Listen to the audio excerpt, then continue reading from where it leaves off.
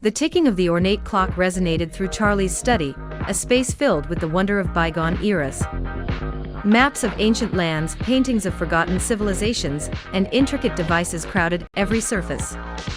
Her eyes drifted over the golden panel mounted on the wall, its carvings depicting pyramids and temples from eons ago. Unlike the rest, this panel shimmered faintly under the glow of her gas lamps, as though alive. Her cutie watch chimed softly on her wrist, the sound merging with the faint hum emanating from the carving. Charlie's pulse quickened. She reached out, leather straps tightening as she moved. This touch would be the start of something extraordinary. The temple was silent, save for the faint dripping of water echoing through its endless halls. When Charlie materialized in the dim chamber, transported by the soft hum of her cutie watch, she immediately felt the weight of the place pressed down on her. The air was cold and damp, and the golden carvings on the walls shimmered faintly in the flickering torchlight, as if they were alive. Her boots clicked against the stone floor, the sound swallowed almost instantly by the oppressive stillness. She took a deep breath and glanced down at the glowing orb-shaped watch on her wrist. "Okay, cutie," she whispered. "This better be worth it." The chime of the watch sounded almost too cheerful, a jarring contrast to the foreboding atmosphere. She tightened the straps of her leather jacket, the metallic gears and clockwork pieces catching the dim light, and straightened her multicolored hair. Whatever lay ahead, she was ready, or so she thought. The first sound came from behind her, a soft shuffle, like fabric dragging across the floor. Charlie froze, her heart leaping into her throat. She turned slowly, the lace and metallic mesh of her skirt rustling faintly.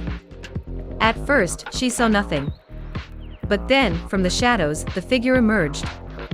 The mummy moved with an unsettling grace, its bandages unraveling slightly as it stepped closer. Its hollow eyes glowed faintly, and its dry, rasping breaths filled the chamber. Charlie's boots clicked as she stepped back. "Okay, pal," she said, her voice trembling despite her best efforts to sound confident. "You stay over there and I'll..." The mummy lunged, and Charlie bolted without finishing her sentence. The corridor she ran into was narrow and twisted, the walls lined with carvings that seemed to watch her as she passed. The air grew colder, and the faint shuffle of the mummy's pursuit echoed ominously behind her. She turned a corner and found herself in another chamber, its ceiling impossibly high, and its floor littered with fragments of ancient statues. Just as she started to catch her breath, a low groan filled the space.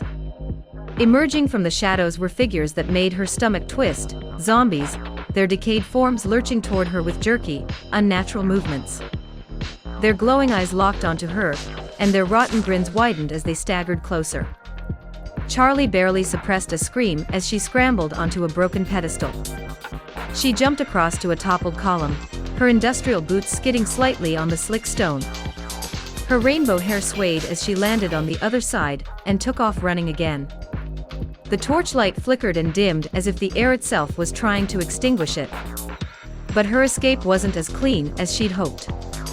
In the next corridor, faint humming sounds made her stomach drop. Gliding toward her were aliens, sleek, silver figures with elongated limbs and glowing, emotionless eyes. They moved without making a sound, but their unnerving hum vibrated through her bones. "Nope. Absolutely not," she muttered, her voice hitching as she turned sharply to avoid them. The corridor sloped downward, the air growing heavier with every step she took. She had no idea where she was going. Her cutie watch's map flickered uselessly, refusing to settle on a fixed route. At the bottom of the slope, the surroundings changed again.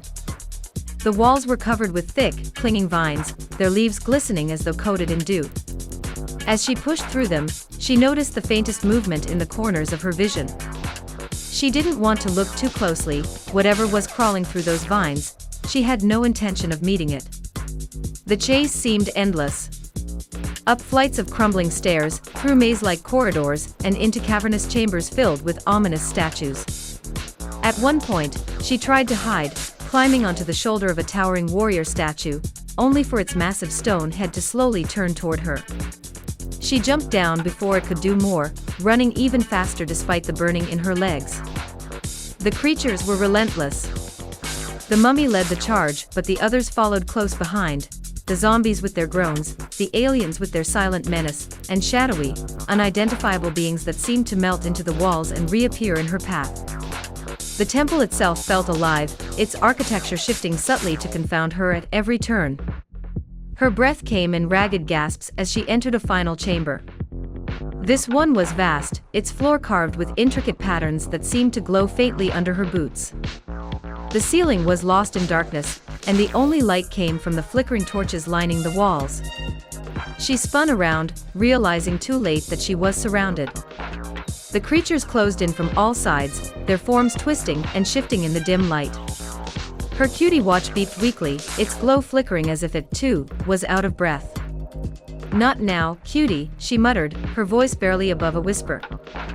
Then she saw it, the mummy stepping forward, its hollow eyes locked onto hers. It raised one skeletal hand, and for a moment, time seemed to freeze.